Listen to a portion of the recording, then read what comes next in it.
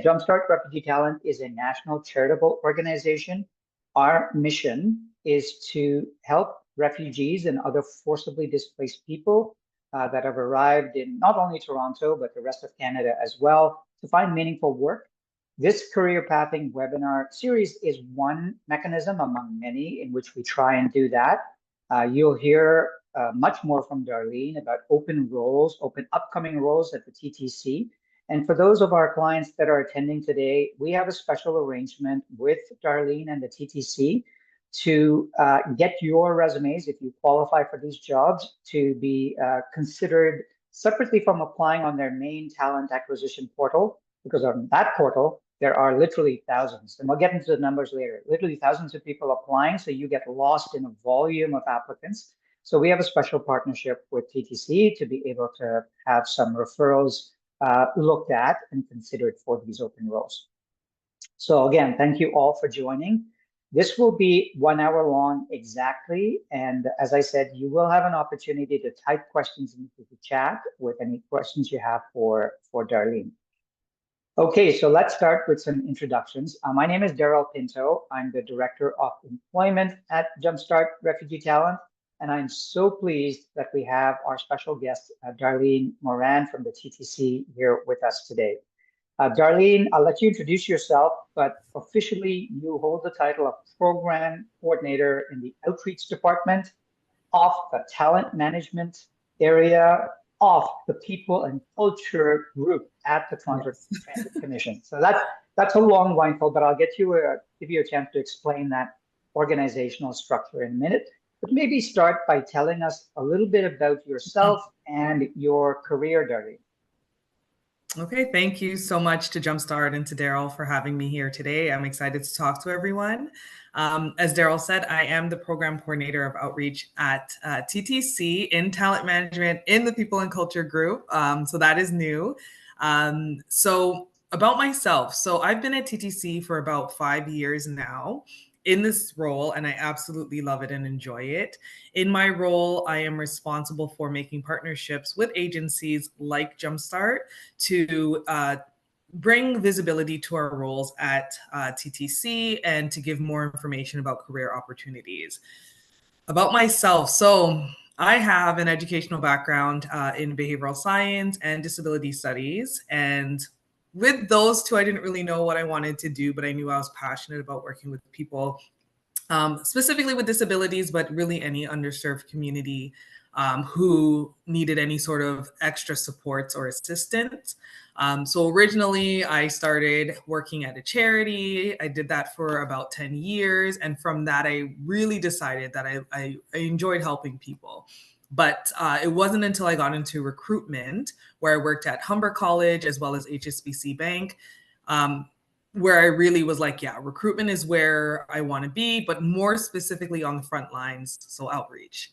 Fell in love with outreach. I fell in love with building partnerships, speaking directly to job seekers, giving them tips, helping them with their resumes, and just doing sessions like this where I can give information about the organization and just prepare them for success. So anyways, after that, saw that TTC had this role of outreach, which sounded exactly like it was for me. I applied and luckily I got it. And 5 years later, I'm here and just really able to do with the role whatever it is I want in terms of, again, creating that visibility, building the partnerships, and honestly, just advocating for the job seekers that I meet, and then going back into TTC and educating my colleagues on, the different aspects of the job market, the different experiences of people that I meet. So that's a little bit about me.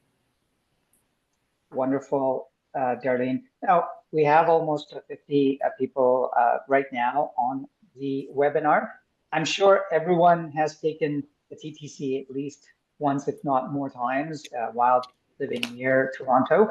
Can you tell us now, organizationally, the TTC is a fairly large operation, and I ran through a number of departments that you are connected with. I mean, like the larger group is the People and Culture Group. But can you give us an idea organizationally how the TTC is structured and how your team specifically relates to those different departments? Of Great question. So just to give some background about TTC as an organization, because I know everybody's familiar with TTC as a transit or transportation organization, and they see our buses, they see our subway trains, and they're kind of like, okay, well, transportation. But TTC has been around for over 100 years in the city since 1921, and we are the third largest transit system in North America. So we're pretty big. We're a pretty big deal in this side of the world. And TTC is structured in a way where we are primarily unionized, with about 80% of our staff being unionized and 20% of our staff being on the corporate side. So my role included, I'd be considered a corporate staff. We have many, many, many departments. Again, we just go beyond the transportation and the transit aspect.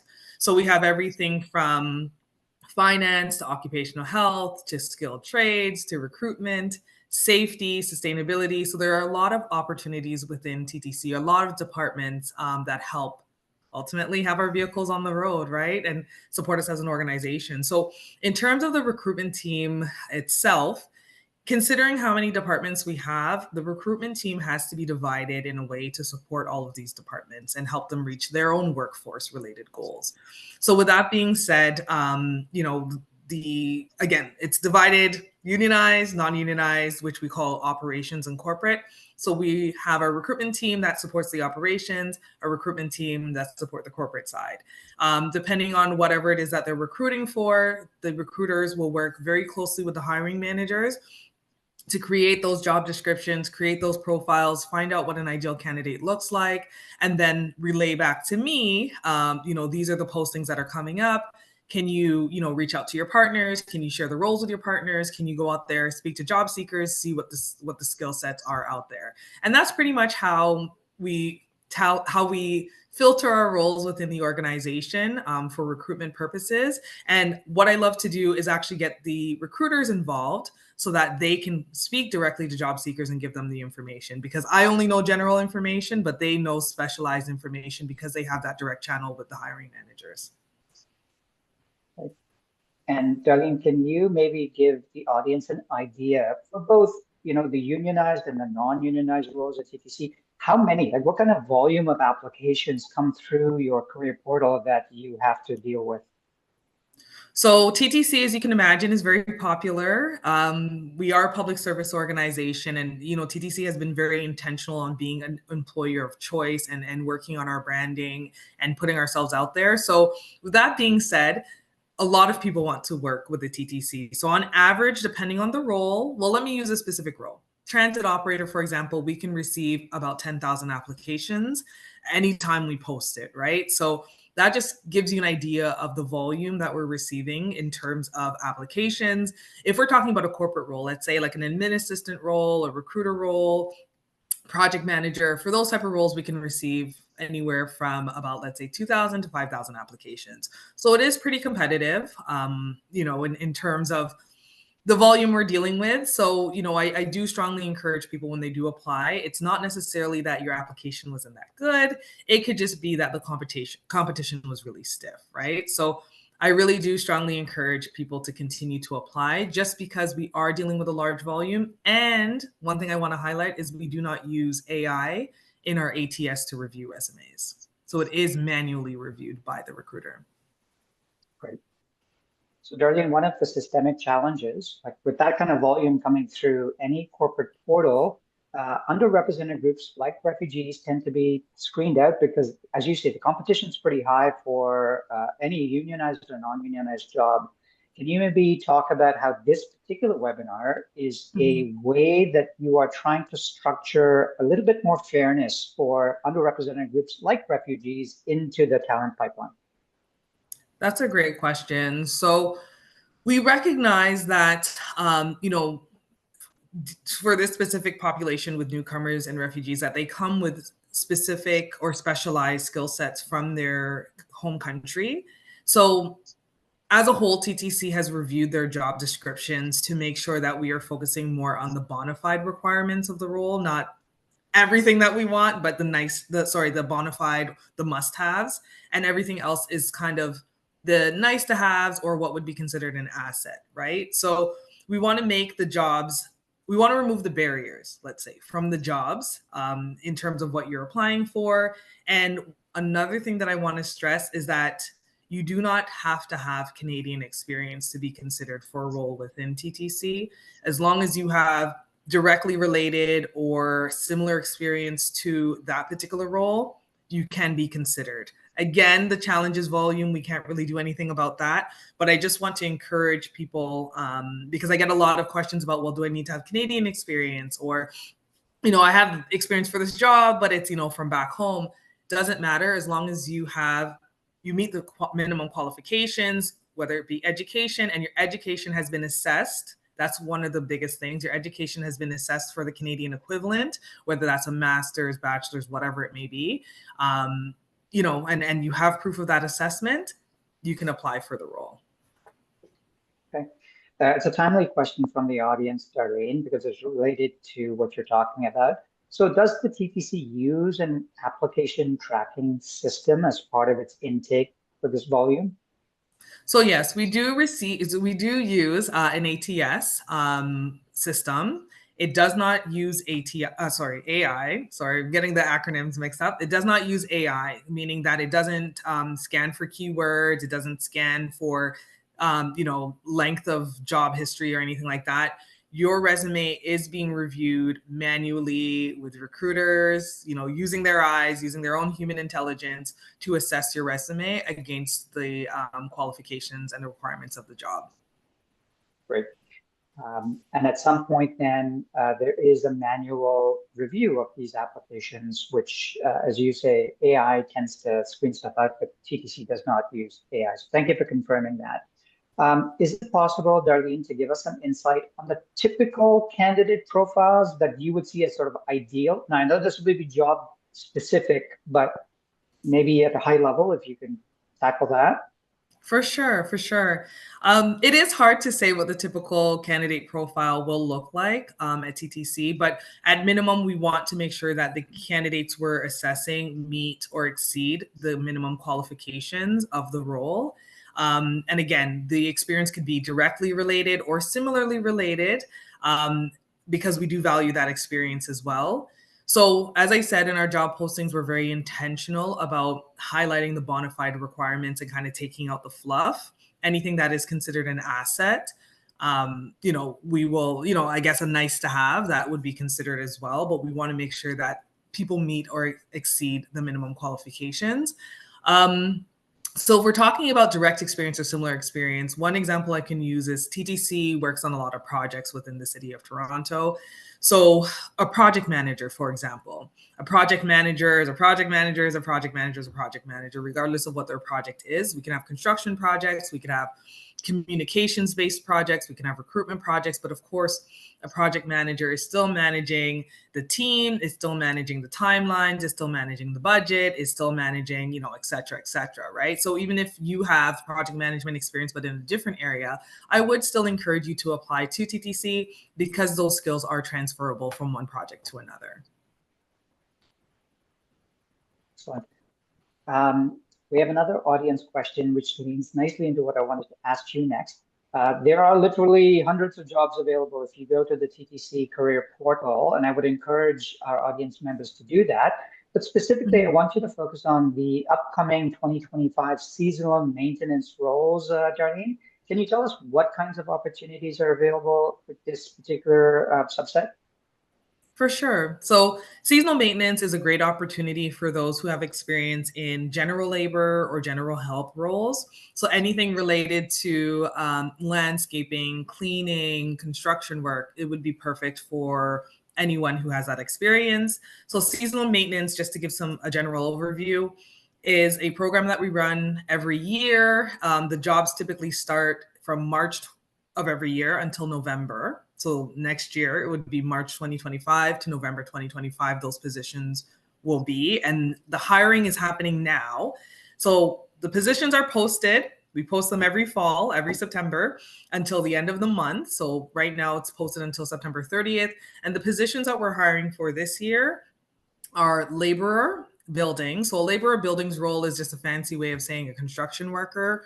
You would be a construction worker within TTC. So of course, if you have any experience with demolitions, construction, power tools, setting up, tearing down, anything like that. Labor or buildings would be a great role for you.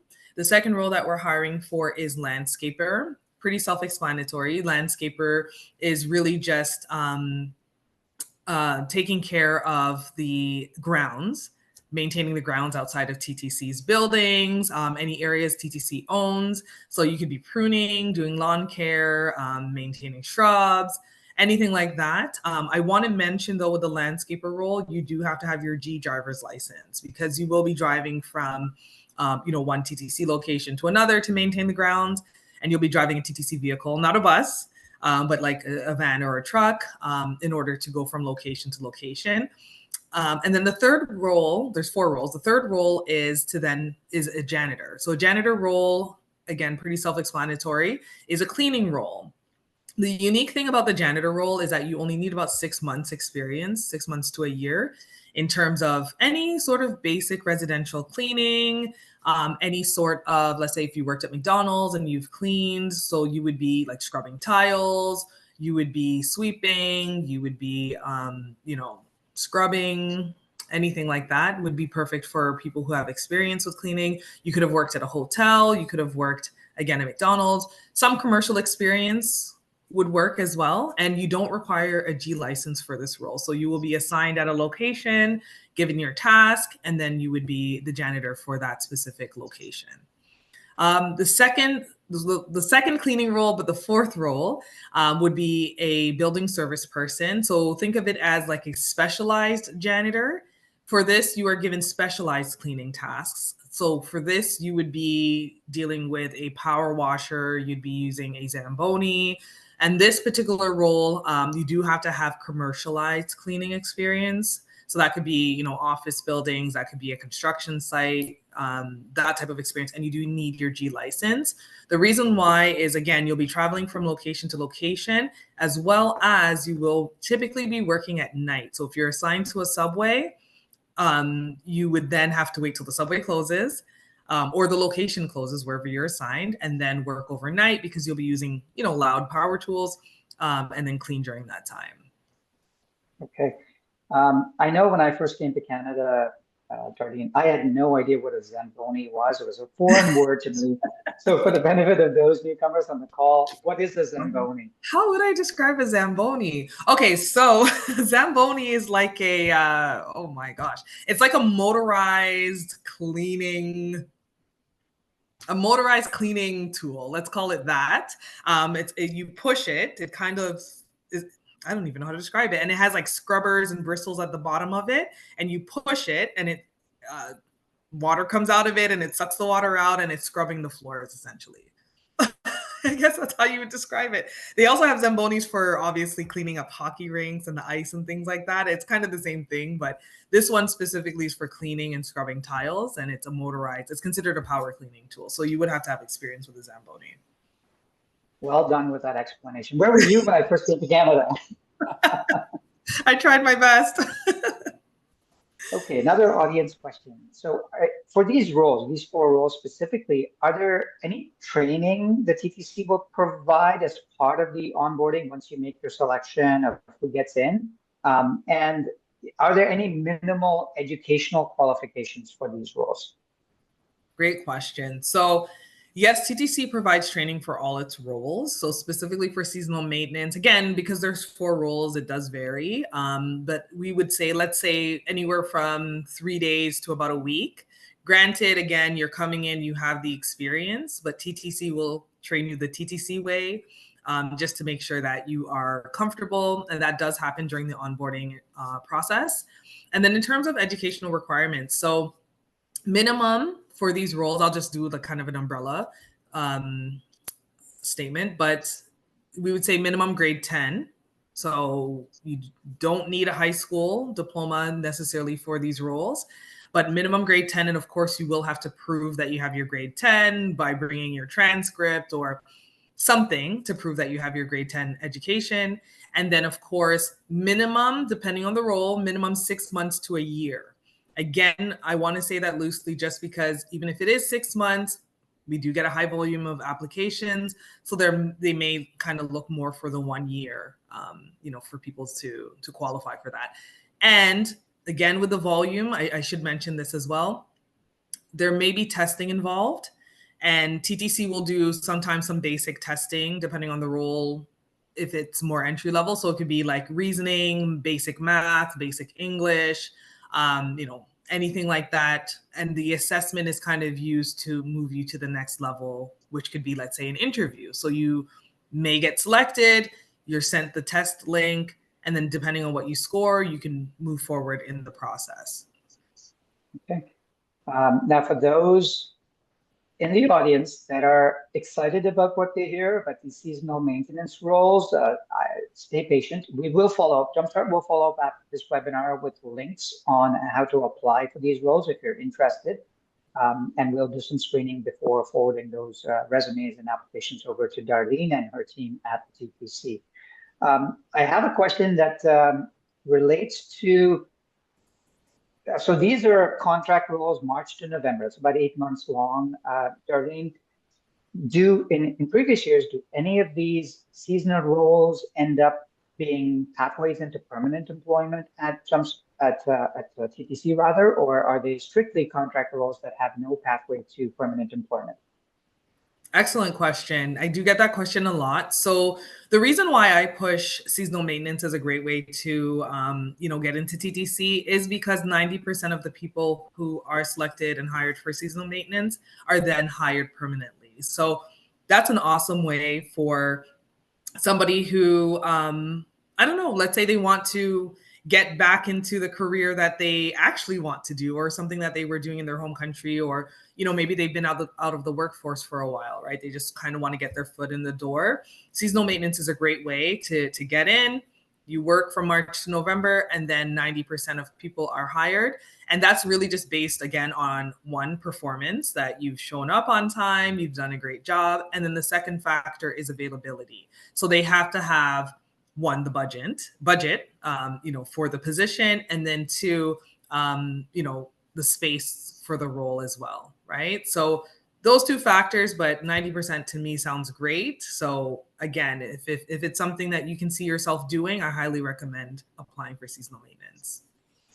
Okay. We have another audience question. This one for me at Jumpstart. So the question is, what is Jumpstart? What do we stand for? And how can we help our clients find meaningful work? So at the very beginning, I said Jumpstart is a national charitable organization. We focus on helping refugees and other forcibly displaced people. Right now, we have 2,600 clients all across Canada from 64 different countries, all of whom have had to flee their homes for some reason or the other. And we have relationships with 120 corporate partners, including the TTC. And with those partnerships, we are able to provide a bridge. It's not a guarantee. It's just a bridge to get your resume seen by someone like Darlene and talent acquisition departments at these 120 Canadian corporates.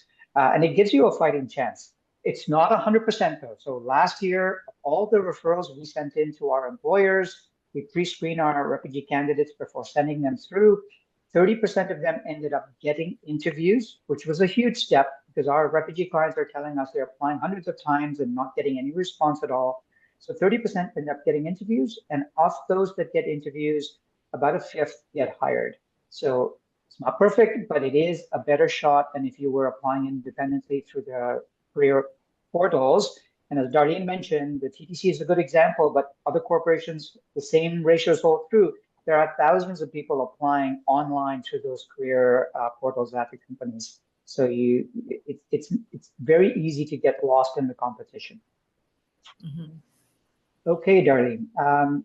So you talked about these 4 seasonal roles, but there are office jobs available at the TTC as well. Can you maybe share with us, as best as you can at a high level, what is a day in the life like for a TTC employee working in an office job at TTC versus a field operational job at TTC?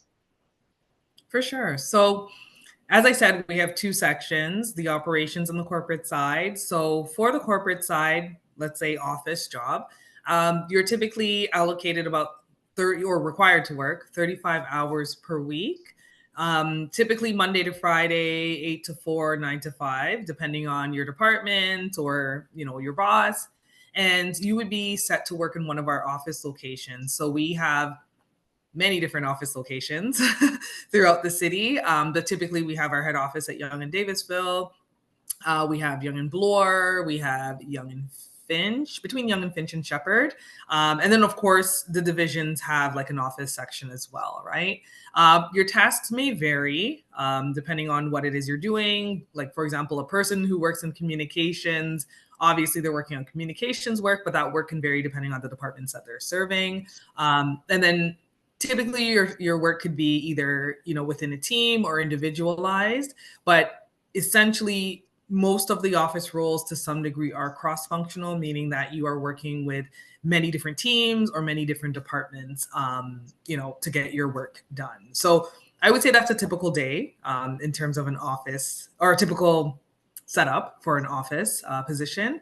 On the operational side, it's a little bit different. So for operations, that could be skilled trades, that could be, you know, a bus driver, that could be, again, somebody who's fixing something. That could, again, seasonal maintenance would be an example of operations. So on the operations side, we're looking at about 40 hours. So it's not 35, it's 40 hours. You're typically unionized. So you are supported by a union. TTC has 4 unions within our organization, the biggest one being our ATU 113, which is mostly for our drivers. Again, mostly individualized work. You know, it is task oriented, so you're dedicated to a specific task. For example, if you're a coach technician, which is a mechanic for our buses, you know, you might be fixing the engine, or you might be, you know, doing an oil change. And again, that's pretty much a repetitive task that you'd be doing day in, day out. Same thing with janitor. You would be cleaning depending on what you're assigning, and those duties rarely change day to day, week to week. One unique thing is it is shift work, mostly on the operations side. So unlike our office jobs where you're Monday to Friday, 9 to 5, 8 to 4, you're doing shift work. And that means you could work nights, days, split shifts, even on the weekends. So that is something that you have to be flexible about. And with the operations side, you could be working in the divisions, so our bus divisions, or you could be working in our shops, right, where they do a lot of the repairs. And most of your work, as I said, is duty oriented or task oriented, mostly individualized. Great. Now, here's another concept that when I first came to Canada, I had no preconception of what unionized versus non-unionized jobs were. Can you maybe talk at a high level about the main difference between those two categories? Okay, this is a very sensitive topic. But so non-unionized means that you are not represented by a union. So some employers will have a union that represents a certain population of their staff.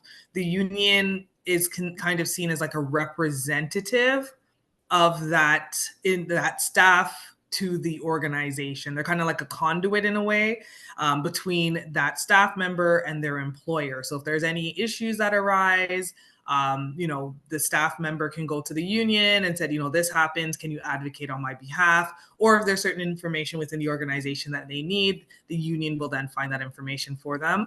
Union also determines, you know, your hours. They determine, you know, how much you get paid. They determine all these things that are negotiated between the union and the employer to ensure that the staff is essentially taken care of.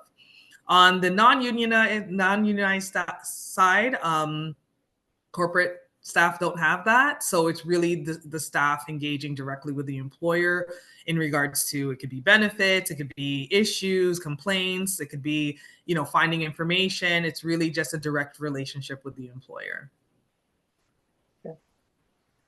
One of the audience members has written that he has a disability. So people with disabilities, not necessarily only refugees, Darlene, when they apply, is there any special consideration for this group?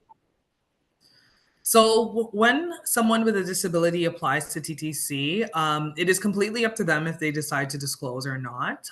We do not have a special program or any sort of special application process for people with disabilities. However, our organization is very sensitive to their specific needs. So if you apply to TTC and you do require an accommodation during the application process, we do have a number on our website where we can provide supports to you to ensure that you're being your best self, presenting your best self during the application process.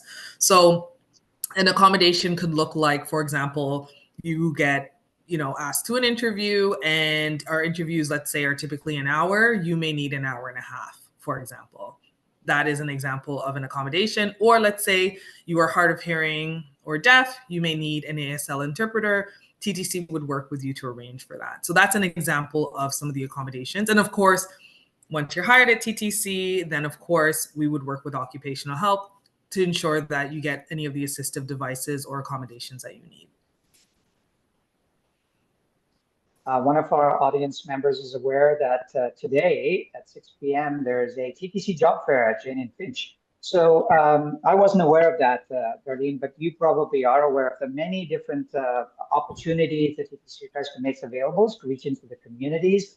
So first of all, are you aware that there's one at 6 p.m. today at Jane and Finch? And yes, I will be there. That will be me in person. You're everywhere. You're everywhere. So tell me about this. So how many job fairs would the TTC host in the city in a given year? Is it worthwhile for someone to attend this webinar and also, or maybe not also show up at the job fair at TTC at 6 p.m.? What's your thoughts? So the event at 6 p.m. is not a job fair. I do want to clarify it is an information session. It is specific for the Jane and Finch community, but of course open to anyone who is seeking a job. So typically we aim to do about 2 events a month, and those events could be information sessions, they could be fireside chats like this, they could be career fairs. And because I'm a part of the outreach department, I typically arrange that, but other departments can arrange their own as well.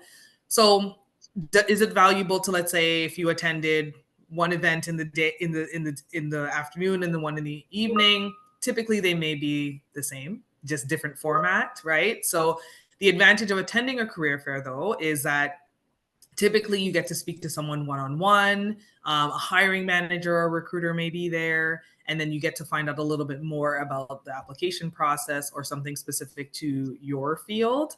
But quite frankly, it is the same information, just shared in a different way. So I just recommend, if you attend an information session, you don't necessarily need to attend a career fair unless there's something specific that you wanted to ask.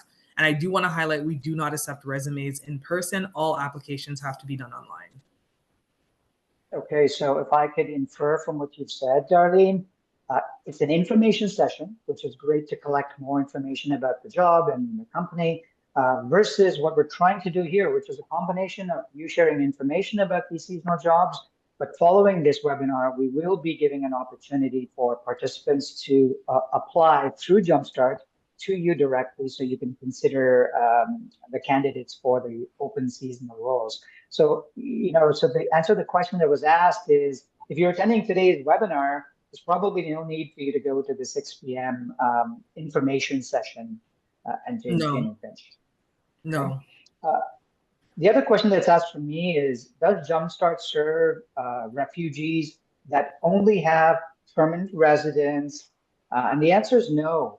As long as you have a Canadian work permit, whether you're a refugee claimant or a conventional refugee, or now you have full PR or you're a Canadian citizen, as long as you came to Canada through being forcibly displaced, Jumpstart will serve you. So just keep that in mind. Okay, I'm going to repeat myself because the question was asked again. How can Jumpstart help secure a job at the TTC? I'll say it again, Jumpstart cannot guarantee you anything, but we do provide, through a special partnership with the TTC, an opportunity for them to take a look at your resume and assess whether there's a right fit. Jumpstart is one channel. TTC has many other channels where they're sourcing talent for the jobs that they have open. So it's consider it as a bridge and an opportunity to be seen, and it sets you slightly apart from just applying on the career portal along with thousands of other candidates.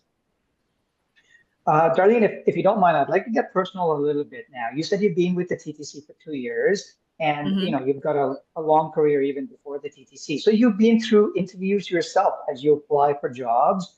What would you share as advice to the audience members that to be a successful candidate that's going through an interview process, what's one tip you would give that is very, very important to keep in mind? One tip that I would give is I understand that people are very nervous during interviews. And unfortunately, at TTC, we do panel interviews, which means more than one person is interviewing. So that could even be more intimidating. But what I would suggest in terms of just being comfortable with answering the questions and being successful in your interview is to memorize the STAR method. TTC does ask behavioral-based questions as well as situational, right? Hypothetical situation questions, but we do ask behavioral questions. So kind of, tell me a time when, right? Tell me a time when you had a project and you had a tight timeline and you and your colleague were not getting along, right? So to answer a question like that or a behavioral question, you use the STAR method. So the STAR method is STAR. S and T are the situation or the task that you were assigned or working on. A is the action you took. And then R is the result. Most people will go on and on about the situation and the task and the action they took, but they always forget to say what the result was. So make sure that you say what the result was, because TTC does use a marking scheme and we can only mark you based on what you said. We can't assume what you meant to say, what you were going to say, what the outcome was. So just make sure you practice and learn that STAR method. And that will help you, calm your nerves. And then also too, for me personally, I like to ask for a paper and a pen. And when they ask the question, I say, can you just give me a minute? And I like to write my answer down and then read it out. And that to me calms my nerves as well. That's fantastic advice. If you're willing to play along, Darlene, do you mind if I ask you one question and then you use the STAR method to answer the question? Sure, definitely. Okay. So what do you enjoy most about working at the TTC, Darlene? Oh, using the STAR method? Yeah. Okay. Based on my role, I am assigned to build relationships with community partners. I also go out into the community, front facing, interacting with job seekers. I enjoy hearing their stories. I enjoy giving them tips to apply to TTC.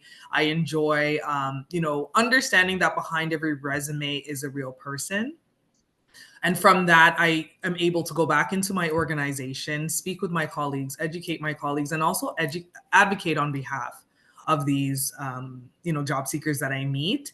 And I find that the result of all of that action, one, is me, that I enjoy my job more, but two, that it eliminates any biases that my colleagues may have and allows them to be more open, I guess you'd say, more open and more mindful in terms of how they address the recruitment process. Thanks for being a good sport. And I would give that a gold star answer based on the STAR method. Thank you.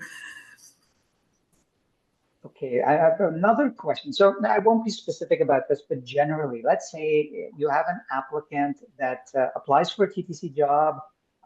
They get an interview, they get a screening interview, and they're very excited. They feel like I've got through that first step, which is such a hard step to get through. They have an assessment, but then they never hear back after that assessment. What should that candidate do in that situation? That's a great question. So that happens a lot. And again, not to use it as an excuse, the volume is very heavy that we receive. So if you've made it through, the interview process, you receive your assessment. I'm not sure if you get the score right away, but I guess it doesn't matter. You do your assessment and you haven't heard anything.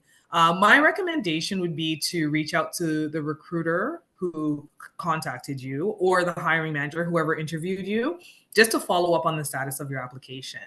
Quite generally, we say only those we want to move forward with will be contacted. But considering that you kind of moved a little bit ahead in the process and you might have a direct contact, I would say reach out to them and just say, hey, just following up on the status of my application. And just let them know you did the assessment, you did the interview, just curious to know, is the job still open? Am I still being considered? There's no harm in that. Okay.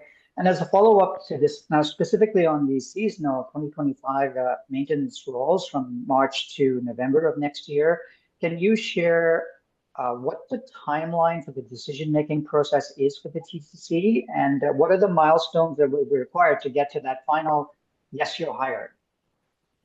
Great. Yes. So just like our transit operator role, seasonal maintenance does take a long time.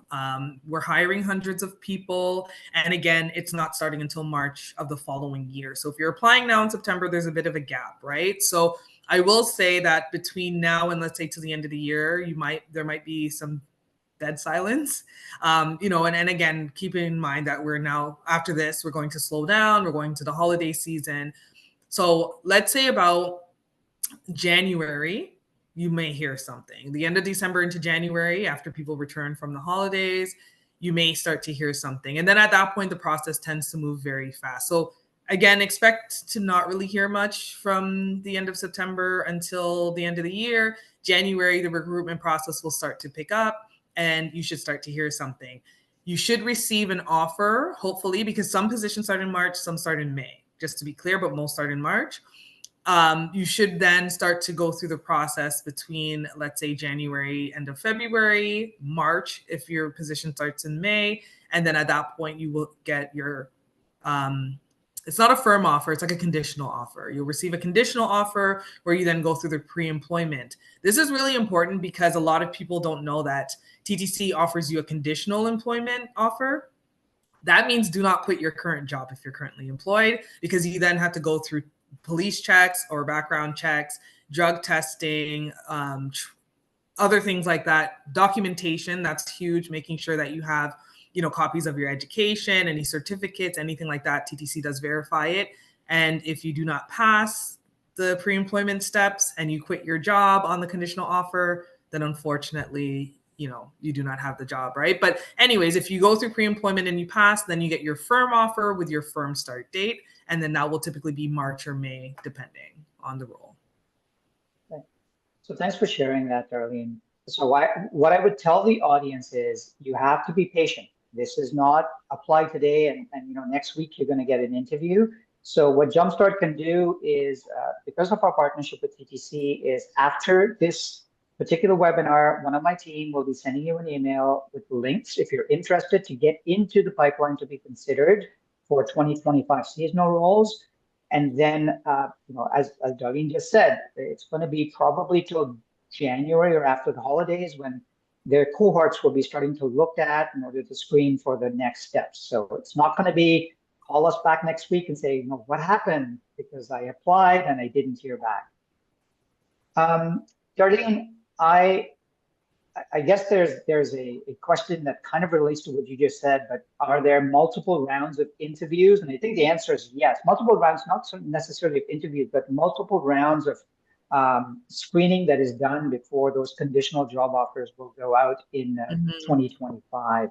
But from an interview perspective, are there any face-to-face interviews that are part of that screening process you just walked us through? So as a whole, TTC does typically face-to-face interviews. Virtual interviews, if it's high volume, like let's say our transit operator or perhaps seasonal, really comes down to the hiring manager's preference. But most roles typically have one interview, right? But depending on the level of the role, let's say if it's mid or high level or mid-career or senior level, it may have multiple interviews, right? Some roles that are more technical, let's say engineer or even skilled trades, and even transit operator will have an assessment that you will need to complete and you'll need to pass, right? And that assessment is specific to the role. So again, before you get to the conditional offer stage, there may be multiple interviews or one interview typically, or an assessment that you'll have to do as well. Thanks, Darlene. That's very clear. You said earlier that most of these will require grade 10 minimum level of education. Here's a what if. Many of our refugee clients are highly educated. They have bachelor's degrees, they have master's degrees, they have PhDs in many cases. And even though you would think they would be overqualified for seasonal work at the TTC, they're still curious about it. What would you say when you see an application with education levels much higher than the minimum grade 10 that you're asking for? So someone who has more than the educational requirement would not be screened out at all. I guess it's more so then, of course, you've met the educational requirement, but then also do you meet the actual physical requirement of cleaning? Like, do you actually have cleaning experience, right? So again, if you're somebody who has a master's in, let's say, I don't know, physics, and all your work has been teaching, at the local college, for example, but you just kind of want to get into TTC to then go into what you really want, you don't have cleaning experience. Again, we want to make sure that the people who have the experience are actually considered for the role, right? So you won't be disqualified based on the education, because remember, it's a combination of education and experience. So you do have to have both. All right. One last question I have for you, Darlene, and if there's one takeaway you would like this audience to leave with, what would you say? So I would say that, a lot of people do get discouraged or intimidated when applying to jobs at, not just at TTC, just anywhere, right? So I would just say, just believe that you have the skills for the job that you're applying to. Of course, you're applying because you think you're qualified.